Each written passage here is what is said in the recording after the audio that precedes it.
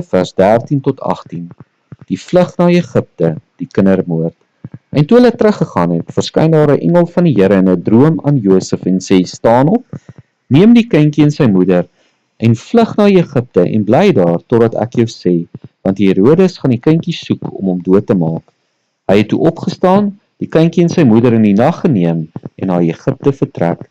En hy was daar tot die dood van Herodes, sodat die woord vervul sou word, wat die Here gespreek het deur die profeet. Uit Egipte het ek my seun geroep.